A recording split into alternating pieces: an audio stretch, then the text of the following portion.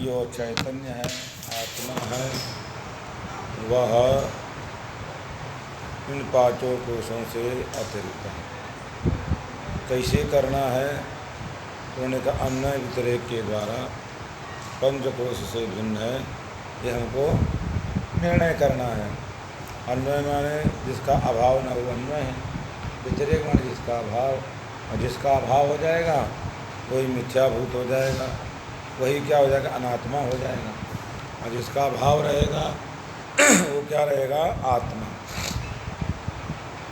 अभाने स्थूल देहस्य स्वप्ने यदभानम आत्मनः स्वन्वयः व्यतिरेकस्तु तदभाने अन्यान भाषणम्। स्थूल देहस्य अभाने, स्वप्ने, सुषुप्ति अवस्था में, स्वप्ने माने सुषुप्ति अवस्था में, स्थूल देहस्य, स्थूल देह का अभाने अप्रतीत, स्थूल देह का प्रतीति कहाँ नहीं होती है? स्वप्न में। परंतु आत्मना यदभानम, परंतु आत्मा का वहाँ भान माने प्रतीति होती है, आत्मा का वहाँ स्मरण होता है। इसका मतलब है कि एक चीज़ का अभाव हो गया, स्थूल देह का अभाव हो गया प्रतीति में, परंतु आत्मा है। ये तो एक का व्यतिरेक है, एक का अन्वय। सोअन्वय माने जो आगे आगे संबद्ध रहेगा वो अन्वय है, और व्यतिरेक है, यही व्यतिरेक है। जिसका व्यतिरेक क्या चीज़ है? अन्वय अनवभाषणम, माने अन्य का अनवभाषण होना, वही क्या है? व्यतिरेक। तदभाने आत्मना भाने भी, शरीर जो अन्य है उसका आभान माने भान, न भानम अभाषक माने भान होना, अनवभाषक उसकी प्रतीति नहीं हो रही है, ये क्या है? व्यतिरेक है। आत्मा का तीनों अवस्थाओं में भान है, परंतु इन तीनों अवस्थाओं का परस्पर भान नहीं है। जो जागृत विशेष कार्य है उसमें स्वप्न में जाने पर जागृत वाला स्थिति नहीं रहती है, स्वप्न के बाद जब कारण में जाते हैं सुषुप्ति में तो जागृत स्वप्न की स्थिति नहीं रहती है, वही कह रहे हैं। तस्मात् किमागतम, आत्मा पंचकोश से अतिरिक्त है, अन्नमय कोश का अभान हो गया। स्थूल देह माने अन्नमय कोश, वहाँ अभाव हो गया। कहाँ पर? स्वप्न में। इदानीं विवक्षितान्वय व्यतिरेको दर्शयति, जो आचार्य ने कर अन्वय व्यतिरेकाभ्याम पंचकोश विवेकतः स्वात्मानं ततः उद्धृत्य परम ब्रह्म प्रपद्यते। यहाँ जो अन्वय व्यतिरेक है उसका अन्वय व्यतिरेक का क्या अर्थ है? वह इदानीं विवक्षित, जो उनकी विवक्षा के अधीन है, इसे कहना चाह रहे हैं। ऐसे विवक्षित अन्वय व्यतिरेको दर्शय, अन्वय व्यतिरेक का क्या करने जा रहे हैं? प्रदर्शन कर रहे हैं। इत अभाने इति स्वप्ने स्वप्नावस्थायाम, इस श्लोक में जो प्रतीक है स्वप्न, स्वप्नावस्थायाम स्थूल देहस्य अन्नमय कोशस्य अभाने अप्रतीतौ सत्याम। स्वप्नावस्था में स्थूल देह अन्नमय कोश का भान न होने पर आत्मनः प्रतीचो यदभानम, परंतु उसके पश्चात आत्मा का तो भान हो रहा। प्रतीचा आत्मना माने प्रत्येक आत्मा इत्यर्थ। प्रतीचा का अर्थ क्या? माने प्रत्यक, प्रत्यंचो प्रत्यंचा। जब सस आएगा तो प्रतीचा, तो वही प्रतीचा माने प्रत्यगात्मनः किम यदभानम, पुत्र स्वप्ने, स्वप्न में उसका भान हो रहा है। स्वप्न कथम भानम? स्वप्न साक्षित्वेन, स्वप्न को कोई देखने वाला है। अगर हम दिख रहे थे स्वप्न कि कोई वहाँ पर कोई मर गया है, उसको लोग स्नान करा रहे हैं। अब स्वप्न का फल क्या पता नहीं, मतलब उसमें अग्नि में रखने जाने वाले हैं, ये स्वप्न देख रहे थे। कभी कभी दिख जाता है, इतना याद नहीं, आज इतना याद है विलक्षण स्वप्न इसलिए तो रख उसको लोग रख रहे हैं, जो मृत्यु जिसकी हो गई, स्नान करा गंगा जी से उठा कर रख रहे। इति प्रतीचो यदभानम स्वप्न साक्षित्वेन यदि स्मरणम अस्ति, जो स्मरण हुआ सह आत्मनो अन्वयः, वो आत्मा का क्या है? अन्वय माने अन्वित संबद्ध है।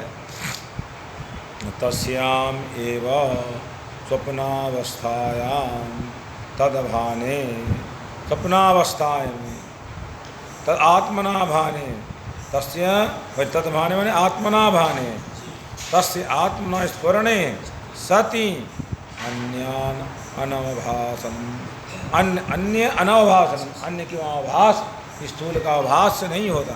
अन्यस्य स्थूलदेहस्य अनवभासनम अप्रतीति व्यतिरेकः, उसकी वहाँ प्रतीति नहीं होगी।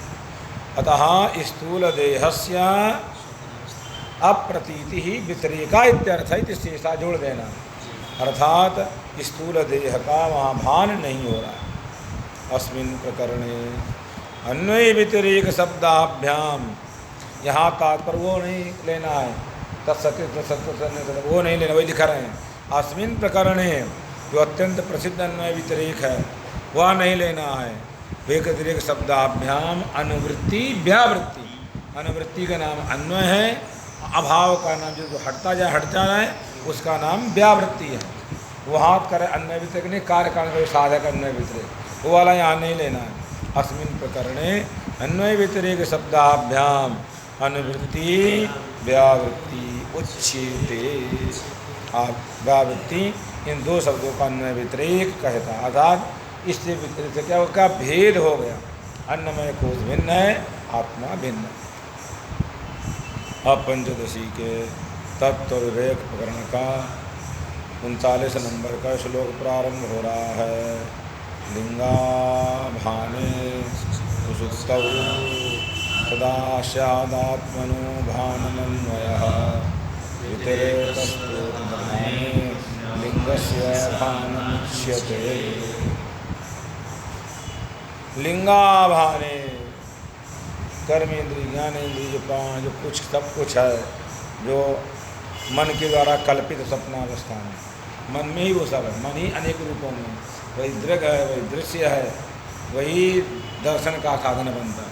क्योंकि इंद्रियां उस समय सब सुसुप्ति में चली जाती हैं, मतलब सुषुम्ना नाड़ी में जाकर शांत हो जाती हैं, इसलिए उसको कहना पड़ता है।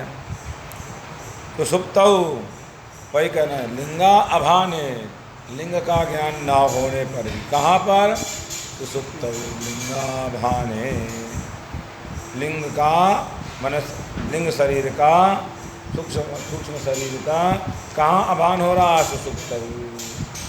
आत्मनः अन्वयः स्यात् भानम्, आत्मा का भान होने से अन्वयः स्यात् आत्मा, आत्मा का वहाँ भान है, इसलिए क्या मानना चाहिए? आत्मा का अन्वय है। व्यतिरेकस्तु तदभाने लिंगस्य भानमुच्यते। व्यतिरेक क्या चीज़ है? कि तदभाने,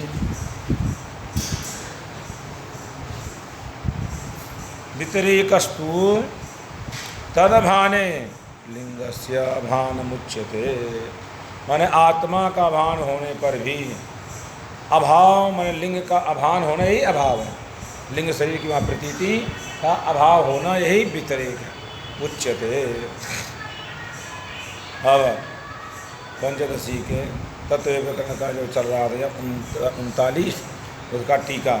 एवं स्थूलदेहस्य अनात्मत्व अवबोधक अन्वय व्यतिरेकौ दर्शयित्वा लिंगदेहस्य तथात्व अवगमकौ, तथात्व माने मिथ्यात् अवगमकौ, अनात्मत्व अवगमकौ तौ अन्वय व्यतिरेकौ दर्शयति।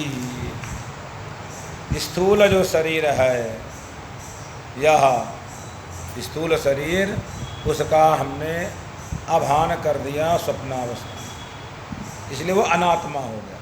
जिसका अभान है वो आत्मा है। अतः स्थूल देह का अनात्मत्व अवबोधा है, और अनात्मत्व को बताने के बाद मैंने अन्वय व्यतिरेक के द्वारा वो आत्मा से भिन्न है। स्थूल शरीर ये बताने के पश्चात, दर्शित बताकर लिंग देहस्य सूक्ष्म शरीरस्य अपंचीकृत भूत कार्य से पर्यावाची लिंग देहस्य तथात्व अनात्मत्व अवगमकौ अन्वय व्यतिरेक तव दर्शयति। आदरणीय विद्यानंद स्वामी जी स्वयं अन्वय व्यतिरेक के द्वारा लिंग शरीर को भी अनात्मा सिद्ध कर रहे हैं। जैसे स्थूल शरीर अनात्मा है।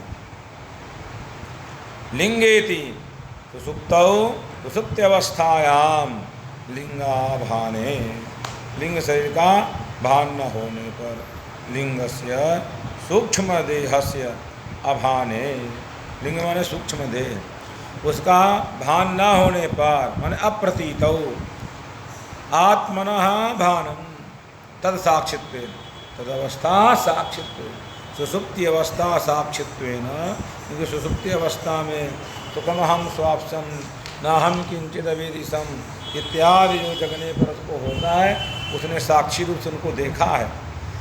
तदवस्था साक्षित्वेन स्फुरणम माने भानम आत्मनो अन्वयः, यह आत्मा का वहाँ संबंध है। स्थूल शरीर का भी भान नहीं है, सूक्ष्म शरीर का भान नहीं है, इसलिए इनका व्यतिरेक है।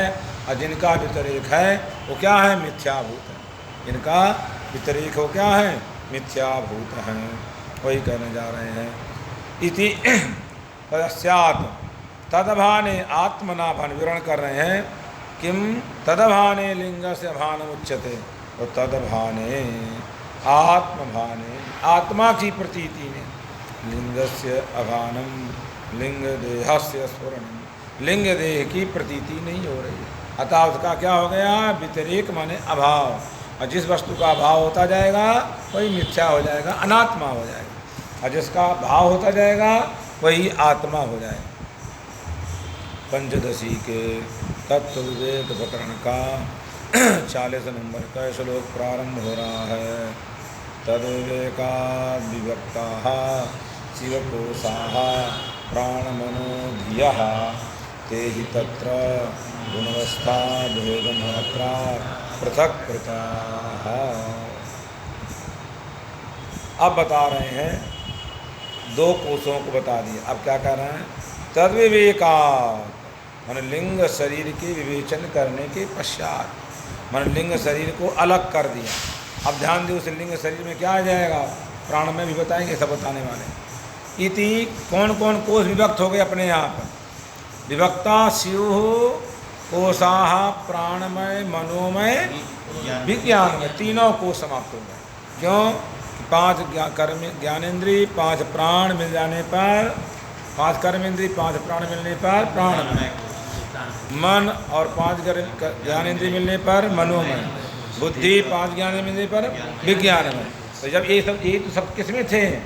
सूक्ष्म शरीर लिंग शरीर में थे। तो 3 कोषों का विवरण अपने आप हो गया, 3 कोषों से अलग हो गया। एक को बता चुके पहले, 3 ये हो गया, 4 का हो गया। बचा कौन? आनंद में बताएंगे। इसलिए कह रहे हैं तद्विवेकात् माने स्वप्नावस्था में सुसुप्ति अवस्था के अभाव कह देने पर, लिंग शरीर का भान होने के कारण प्राण मन धिया कोशाः स्यो विभक्ताः, ये तीनों कोषों से भिन्न आत्मा हो गया अपने आप। ते ही तत्र गुणावस्था भेदमात्रात् पृथक कृताः, ते मतलब ये 5 जो अलग अलग प्राणमय मनोमय विज्ञानमय 3 कोष अलग अलग क्यों किया? तो सत्व रज अवस्था भेद से। वही कह रहे हैं ते ही तत्र मनो 5 जो हमारे ये 3 कोष हैं, एक शरीर में 3 कोष हैं, किन कारण से अलग अलग कहा? जब लिंग शरीर इनके अंतर्गत आता है तो कह रहे हैं गुण की अवस्था भेद, गुण की सत्व अवस्था विशेष है, तो हमारा क्या हो जाएगा? विज्ञान में। रजा प्रधान होगा तो प्राण में। इसी भेद के कारण क्या कह दिया उन्होंने? पृथक कृताः प्राणमय मनोमय विज्ञानमय एते कोशाः पृथक पृथक कथिताः, अलग अलग कहा, अलग अलग क्या है? गुण का कार्य होने से। टीका लिंगेति ननु पंचकोश विवेचनोपक्रम्य, आप 5 कोषों का विवरण कर रहे थे। किसका किसका? आपने अन्नमय प्राणमय मनोमय विज्ञानमय आनंदमय करना चाहिए था। आप यहाँ लिंग शरीर का विवरण करने लगे तो गलत बात है। आप चले थे कोषों की बात करने और शुरू क्या कर दिया? लिंग शरीर के बारे में। वही कर ननु पंचकोश विवेचनम उपक्रम्य लिंगदेह विवेचनम प्रगता असंगतम असंगतम न ब्रूयात्। श्रुति शास्त्र क्या कहते हैं? असंगत नहीं बोलना चाहिए। 5 संगति में कोई न कोई संगति रहनी चाहिए। इसके अलावा बहुत संगति विरोधा तमाम संगति ब्रह्मसूत्र में आते हैं। तो क्या कहना चाह रहे हैं कि पंचकोश विवेचन उपक्रम्य लिंग देह विवेचनम प्रकटा संगतम। लिंग देह का विवेचन करना प्रकरण के साथ संबंध नहीं हो पा रहा। इत्याशंक्य मनसी, ऐसी आशंका में करके प्राणमयादि कोशत्रतयस्य, प्राणमय मनोमय विज्ञानमय तत्रैव, तत्र माने लिंग शरीरे एव अंतर्भावात्, लिंग शरीर के अंदर में ही आते हैं। तो लिंग शरीर के विवेचन कर देने से क्या हुआ? हमारा प्राणमय मनोमय विज्ञानमय इन तीनों कोशों का अपने आप विवरण हो गया। इसलिए असंगत नहीं है, संगत है। ना प्रकृता संगतम इत्यत आह। तद्विवेका तस्य लिंग शरीरस्य विवेकात विवेचनात्, मन अलग कर देने से, विचार कर मन लिंग शरीर से इन तीनों कोशों को अलग कर देने से, विवेचनात् प्राण मनो धिया एतन् नाम कहा प्राणमय मनोमय विज्ञानमय कोशाः विभक्ताः पृथक कृता स्युः आत्मनः। वो आत्मा से पृथक हो गए, माने अनात्मा हो गए अपने आप। कुतः एतत्, ये तीनों कैसे बने? प्राणमय मनोमय विज्ञान भेद कैसे आया? ते ही माने अस्मात् कारणात् ते प्राणमयादयाः त्रयः कोशाः तत्र तस्मिन् लिंग शरीरे गुणावस्था भेद मात्रा, तत्र गुणकी अवस्था भेद मात्राद किम तृतयस्य मात्राद किम मात्राद गुणयोः सत्व गुण जो है सत्व रजसो अवस्था भेद मात्राद। किनका गुण भेद?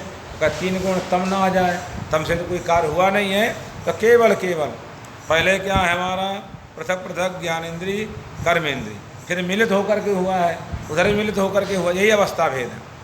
अवस्था भेदात गुण प्रधान भावेन अवस्था विशेषात, कोई उसमें प्रधान है कोई उसमें अवयव रूप से अप्रधान है।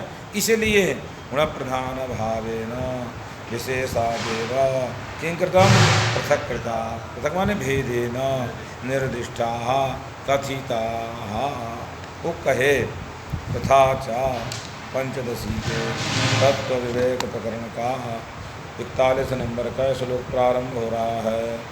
सुसोप्त्यभाने भानन्तु समाधावात्मन्वयः वितिरेकस्त्वात्मभाने सुसोप्त्यनभासनम्।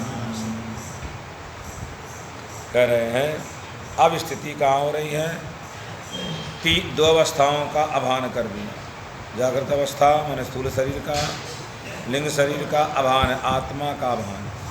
अब ऐसी स्थिति में जा रहे हैं समाधि में। समाधि में सुसुप्ति नहीं कहलाती, समाधि अलग चीज़ है, सुसुप्ति अलग है। इसीलिए कह रहे हैं सुसुप्ति अभाने मानन्तु। अब किसी ने कहा भान में क्या प्रमाण है? भानम माने सुसुप्ति के अभाने, माने सुसुप्ति की प्रतीति नहीं हो रही है। अभान ये कहाँ प्रतीत होगा? सुसुप्ति का अभाव है तो समाधौ भानम, समाधि पता चलेगा कि सुसुप्ति का अभाव है। किसका अभाव है? सुसुप्ति का अभाव है। ये पता कहाँ चलेगा? जब हम समाधि में जाएंगे तब। न वह समाधि सुसुप्ति अवस्था है क्योंकि वहाँ इंद्रिय कार्य कर मन कर रहा है, न स्वप्नावस्था है न जागृत अवस्था है। ये तब तीनों अवस्थाओं का अभाव हो गया। किनका किनका? अर्थात लिंग शरीर का भी अभाव हो गया, स्थूल शरीर का अभाव भी होगा और कारण शरीर बताना सुसुप्ति। सुसुप्त्यभाने भानन्तु समाधा आत्मन्वयः, समाधौ आत्मना अन्वयः। समाधि में आत्मा का अन्वय, क्यों? आत्मा का वहाँ भान हो रहा है, सुसुप्ति का भान नहीं है। व्यतिरेकस्तु आत्मभाने सुसुप्ति अनवभासन। किसका व्यतिरेक है? सुसुप्ति अवस्था का भास नहीं हो रहा है, इसलिए व्यतिरेक है। आत्मा का ज्ञान हो रहा है, इसलिए आत्मा का अन्वय है। तेतावता न व सुसुप्ति माने कारण शरीर, लिंग शरीर और स्थूल शरीर, उससे भिन्न कौन है? आत्मा है। इदानीम आनंदमय कोशत्वेन विवक्षितस्य, आनंदमय कोश कहिए कारण शरीर के सब पर्यायवाची हैं। विवक्षितस्य कारण शरीरस्य विवेचनोपायम आहा, विवेचना करने का उपाय बता रहे हैं, कैसे इसको अलग करना है। ये कठिन है, थोड़ा अत्यंत सूक्ष्म है। आनंदमय कोश सुसुप्ति थी, समाधौ आगे बताएंगे निर्विकल्पक सविकल्पक समाधि, जिसका समाधि वक्षमाण लक्षणायाम, आगे हम समाधि के बारे में बताने वाले हैं। ऐसी लक्षण वाली जो समाधि अवस्थायाम सुसुप्त्यभाने, सुसुप्ति का तात्पर्य है सुसुप्त उपलक्षित कारण देह, कारण शरीत्यर्थः। सुसुप्त्यभाने सुसुप्ति शब्दोपलक्षितस्य कारण देह रूपस्य अज्ञानस्य अप्रतीतौ, माने कारण देह कौन है? ज्ञान, उसका अभान कहाँ होता है? समाधि में। आत्मनस्तु मालिका है श्लोक में, आत्मनस्तु व्यतिरेकस्तु अथवा भानंतु, माने अन्य कहे आत्मनस्तु भानम, तू शब्द उदाहरणार्थ माने आत्मना एव भानम, माने आत्मा की ही समाधि प्रतीति होती है, न तो कारण शरीर की प्रतीति है, न स्थूल शरीर की प्रतीति है, न सूक्ष्म शरीर की प्रतीति है, फिर भी आत्मा की प्रतीति है। यथावता कारण शरीर का भाव होना आनंदमय कोश का भाव हो गया, यानी आनंदमय कोश से अतिरिक्त है, मनोमय कोश से अतिरिक्त है, विज्ञानमय कोश से अतिरिक्त है, और प्राणमय कोश से अतिरिक्त है, अन्नमय कोश से अतिरिक्त हमारा आत्मा है। आत्मभाने आत्मना स्फूर्तौ, भान माने प्रतीति, सत्यम सुसुप्ति अनवभासम, सुसुप्त उपलक्षित अज्ञान से अप्रतीति ही। न सुसुप्ति कब आती है? जब अज्ञान आता है, तो अज्ञान अलग चीज, सुसुप्ति अलग है। ये लेकिन सुसुप्ति से उपलक्षित जो अज्ञान, उस अज्ञान की प्रतीति कहाँ नहीं होती? समाधि में नहीं होती है। इसलिए समाधि अवस्था में किसका अभाव हो गया? अज्ञान, कारण शरीर का अभाव है। अब अनुमान प्रयोग, अत्र अयम प्रयोग, अनुमान प्रयोग, प्रत्यगात्मा अन्नमया दिव्या भिद्यते, मावी कहा सम्मित रूपा में। प्रत्यगात्मा माने अपना स्वरूप, अन्नमया दिव्या भिद्यते साध्य, पृथ्वी स्वेतर भिन्ना, उसी प्रकार आत्मा स्वेतर अन्नमया दिव्या भिन्न पुल्लिंग। अतः प्रत्यगात्मा अन्नमया दिव्या भिन्ना मन भिद्यते मन भेदवान, तेषु अन्नमयादिषु परस्पर व्यावर्तमानेषु, एक दूसरे के अभाव होने पर स्वयं अव्यावृतत्व, आत्मा का अभाव नहीं, आत्मा है वो व्यावृत नहीं है, क्योंकि अन्वय का मतलब है अव्यावृत, व्यतिरेक माने व्यावृत, ये इस अर्थ में प्रयुक्त है। अतः यहाँ पर भेद है वो स्वरूप संबंध, साधता अवच्छेदक संबंध स्वरूप संबंध है, और स्वयं आवृतत्व भाव हित्यर्थः, ये भी किस संबंध से? हेतुतावच्छेदक संबंध भी स्वरूप संबंध, हेतुतावच्छेदक संबंध भी स्वरूप संबंध, साधतावच्छेदक भी स्वरूप संबंध है। यन्नैवं तन्नैवं यद्येषु व्यावर्तमानेषु न व्यावर्तते तत्तेभ्यो विद्यते, माने जिनके व्यावर्त होने पर सुसुप्ति की व्यावृत्ति हो गई, और माने स्थूल शरीर की व्यावृत्ति है, सूक्ष्म शरीर की व्यावृत्ति है, कारण शरीर की व्यावृत्ति होने पर नहीं होने पर कौन चीज़ की व्यावृत्ति नहीं हो रही? आत्मा की। एतावता व्यावर्तमानों से आत्मा भिन्न है। वही कह रहे हैं, किम यद एषु व्यावर्त्यमानेषु अन्नमय प्राणमय मनोमय विज्ञानमय पांचों कोशेषु अपि न व्यावर्त्यते, किन्न व्यावर्तते? आत्मा न व्यावर्तते, तस्मात् आत्मा तेभ्यः भिद्यते, वह आत्मा उनसे भिन्न है, ये सब से आत्मा भिन्न। यथा दृष्टांत दे रहे हैं, उसमेभ्या सूत्रम यथा व खंडादि व्यक्तिभ्या गोत्वम, दृष्टांत दे रहे हैं। इसे कुसुम माने मणिगणा इव, गीता में है ना, वो सूत्र है, उस सूत्र में सब क्या मणियाँ लगी हुई हैं, वह सूत्र सब जगह पिरोया हुआ है। दृष्टांत जैसे उन पुष्पों के भिन्न होने पर भी उन पुष्पों का आधारभूत जो तंतु है वह कुसुम से भिन्न है और सबके अंदर बैठा हुआ। उसी प्रकार ये 5 कोश से भिन्न है और 5 कोश में दिखाई दे रहा है। जैसे वह कुसुमेभ्यः सूत्रम यथा खंडो गौ दंडो गौ, ऐसा था ना। तो कह रहे जा तत्व जो नाम विशेष हैं उनके भिन्न होने पर भी परंतु गोत्वाम न विद्यते, गोत्र का भेद नहीं हो रहा है। तत्त गाय नीली पीली रक्त का भेद हो जाने पर भी किसका भेद नहीं है, गोत्र का जैसे भेद नहीं है। क्यों? सकलासु गोसु गोत्वम अनुवृत्तम, सभी गायों में गोत्र अनुवृत्त है, परंतु नीला पीला गाय एक दूसरे से भिन्न है।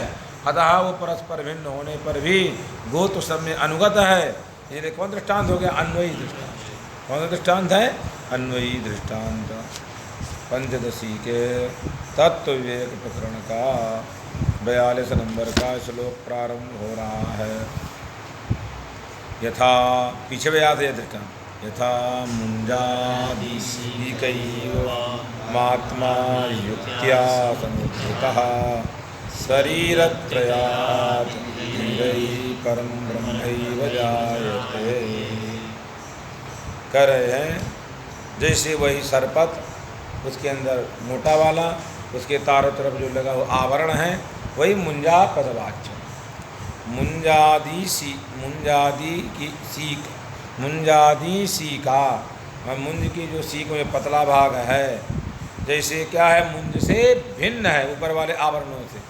एवं आत्मा, इसी प्रकार हमने युक्ति के द्वारा 5 कोशों से समुद्धृता आत्मा, 5 कोशों से भिन्न अलग आत्मा है ये बताया।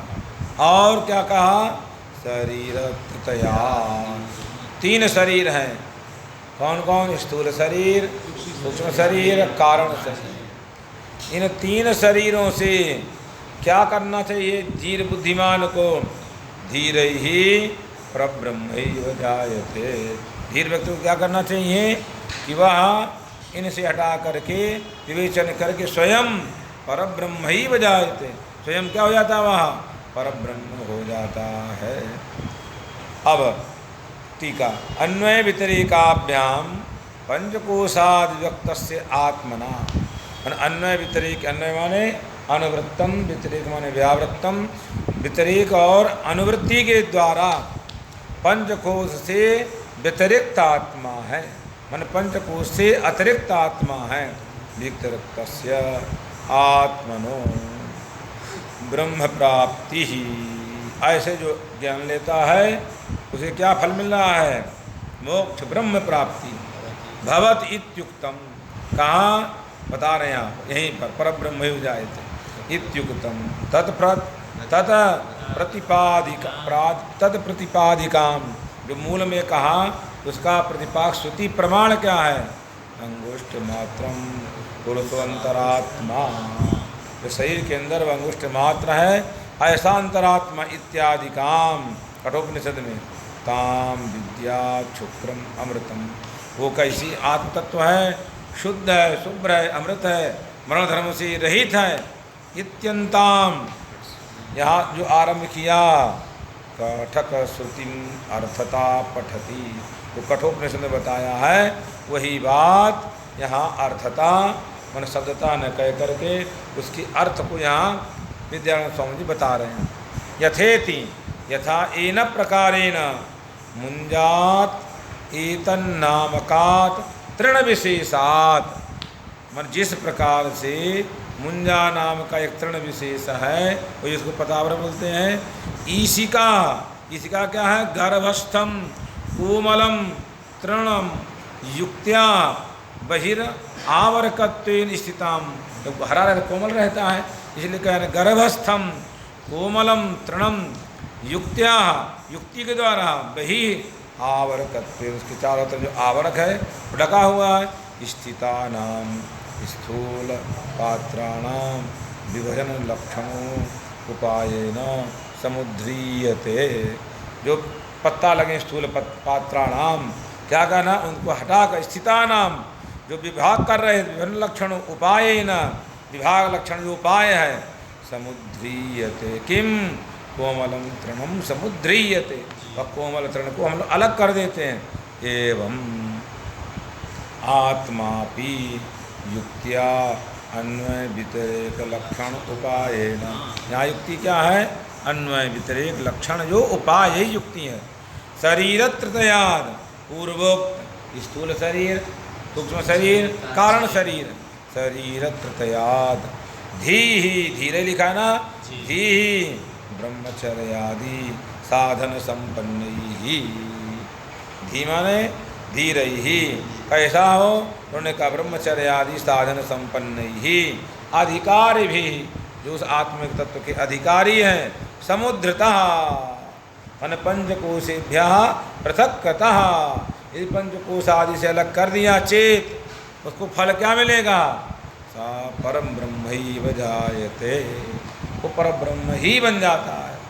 चिदानंद रूपत्वस्य लक्षणस्य उभयो अविशिष्टत्वात्, पर ब्रह्म कहिए या व्यावृत्ति कहिए, चाहे सच्चिदा आनंद स्वरूप कहिए, दोनों लक्षण में कोई भेद नहीं, अविशिष्टत्वात्। इदभिप्रायः पंचदशी के तत्व विवेक प्रकरण का 43 नंबर का श्लोक प्रारंभ हो रहा है।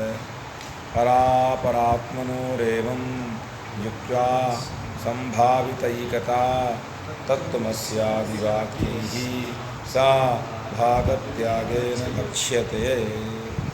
अब ये तक हमने क्या किया, इन पंचकोशों से आत्मा को अतिरिक्त सिद्ध कर दिया। अब परमात्मा आत्मा में भेद है कि नहीं, ये अब चर्चा आने वाली। आपने इस संसार के जितने जड़ वर्ग है, उस जड़ वर्ग से आपने आत्मा को अलग कर दिया। अब हम यह संदेह होगा कि एक आत्मा है, एक परमात्मा है, दो होगा, उस पर विचार करने जा रहे हैं कि पर और अपर जो आत्मा है, इन दोनों को युक्ति के द्वारा, क्या युक्ति क्या महावाक्य आदि के द्वारा हम उसमें एकता संभाविता, एकत्व निश्चित है, वही कह रहे हैं। परा अपरात्मनोर एवं, पर माने शुद्ध बुद्ध, अपर माने जीवा, एवं युक्त्या, जैसे अब पहले युक्ति दी है, संभावित एकता, इस युक्ति से सिद्ध हो रहा है कि परमात्मा और आत्मा एक है, संभव है। कैसे संभव है, तो तत्त्वमस्यादि वाक्य ही, माने तत्का अर्थ है सर्वज्ञत्व विशिष्ट चैतन्य, तुम का अर्थ है अल्पज्ञत्व विशिष्ट चैतन्य, तत् का अर्थ है जगत कर्तृत्व विशिष्ट, तुम का अर्थ है अवस्थात्रय विशिष्ट। अवस्थात्रय विशिष्ट वही जीव है, जो अल्पज्ञ वही जीव है, और जो क्या है जगत का करता है वह ईश्वर है, जो सर्वज्ञ है वह ईश्वर है। ऐसा विचार करना है। तो भेद है दोनों में, इन दोनों को लक्षणा करनी है, तत् की चैतन्य में और त्वम की भी चैतन्य में। इसको बोलते हैं भागत त्याग लक्षणा। इसी के दूसरे नाम में जहदा जहद लक्षण, भाग और त्याग, यानी कुछ भाग को छोड़ देना और कुछ भाग को रखना। जब तत्कार्थ सर्वज्ञत्व विशिष्ट चैतन्य, तो चैतन्य अंश को रखे। अल्पज्ञत्व विशिष्ट चैतन्य जीव का नाम है, अल्पज्ञता सर्वज्ञता विशेषण हट गया, स्वतः ही एक सिद्ध हो गया।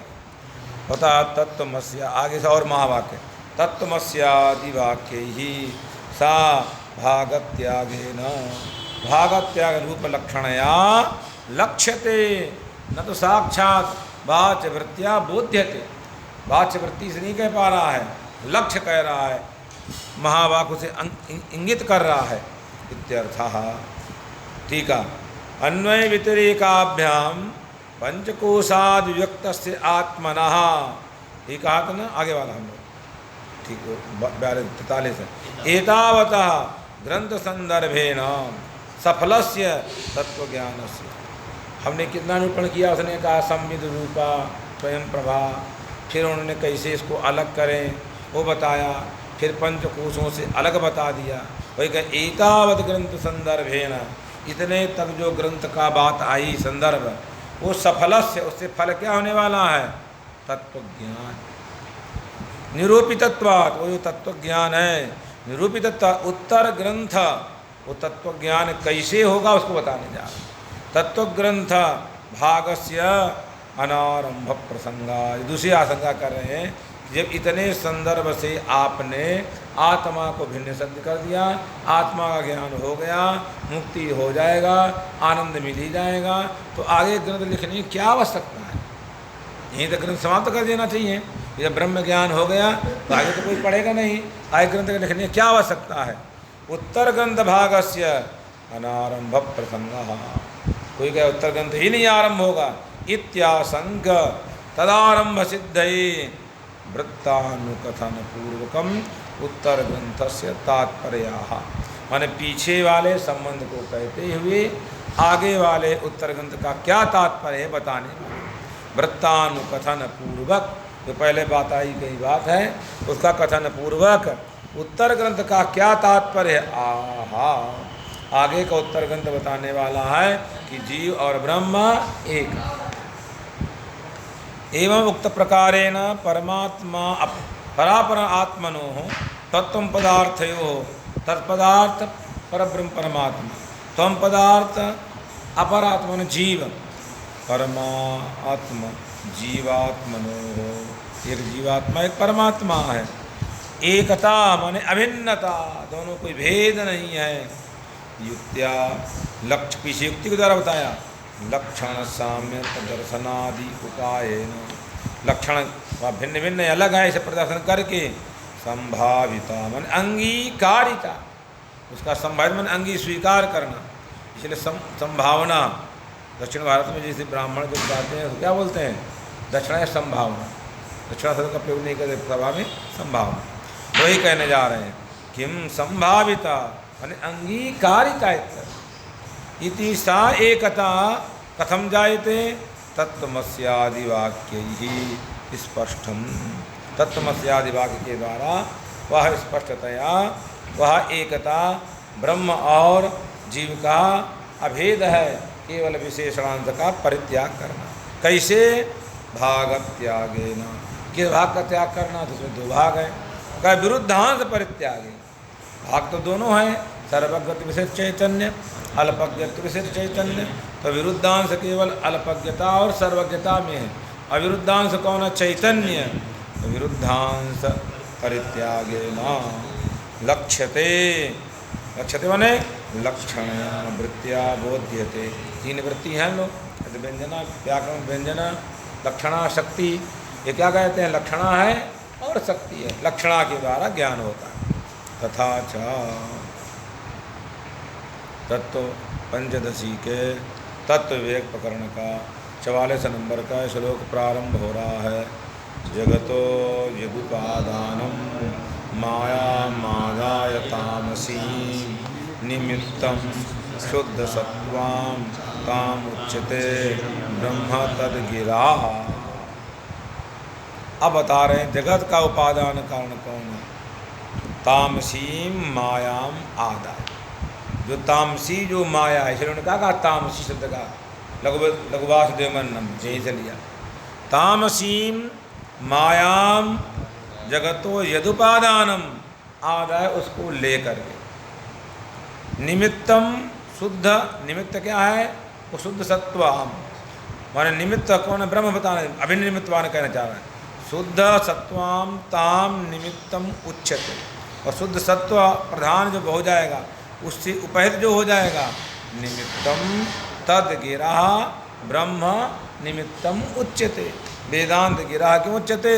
वह तत्त्वमसि आदि वाक्य के द्वारा क्या कहा जाता है? वह ब्रह्म है, अर्थात अभिन्न निमित्तोपादान कारण जो है वही हमारा क्या है? ब्रह्म है। वही कह रहे हैं तत्त्वमसीति। टीका वाक्यार्थ ज्ञान से, तत्त्वमसि आदि इस वाक्यार्थ ज्ञान का फल क्या है? तत् आदि पदार्थ ज्ञान पूर्वक तत्पदस्य वाच्यार्थम तावत आह। पहले हमको क्या बताना है?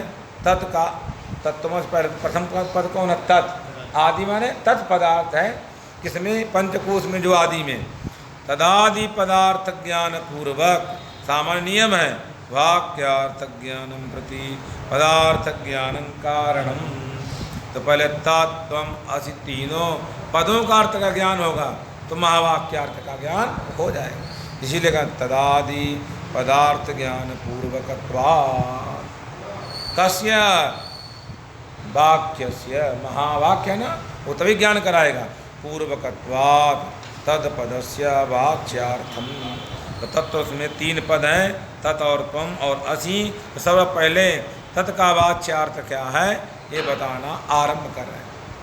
तत्पदवाच्यार्थम आहा, तत्पदवाच्यार्थ को बता रहे हैं। जगतः इति यत् सच्चिदानंद लक्षणम ब्रह्म, जो सत है, चित है, आनंद लक्षण जो ब्रह्म है वही तामसी तमोगुण प्रधाना, तमोगुण प्रधान जो कौन है, माया आदाय उपाधित्वेन स्वीकृत्य, और उसको उपाधि बना करके जगतः चराचरात्मकस्य कार्यवर्गस्य, जितना जगत है प्रपंचो द्विविधा आत्मा अनात्मा, जंगमम जडम चेतनम अचेतनम, वही कहना चाह रहा।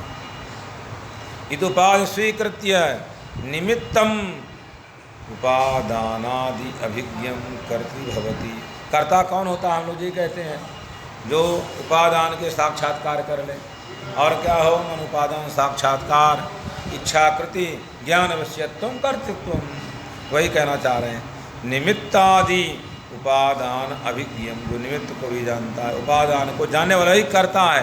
तद ब्रह्म, निमित्त उपादान, निमित्त कारण भी वही है, उपादान उभयम रूपम ब्रह्मा। तद गिरा तत्त्वमस्यादि वाक्येन तत्पदेन उच्यते। यहाँ तद गिरा का तात्पर्य तत्त्वमसि घटक जो तत्पद, उस शब्द के द्वारा क्या कहा जाता है, वह माने सर्वगत विशिष्ट जगत का कर्ता।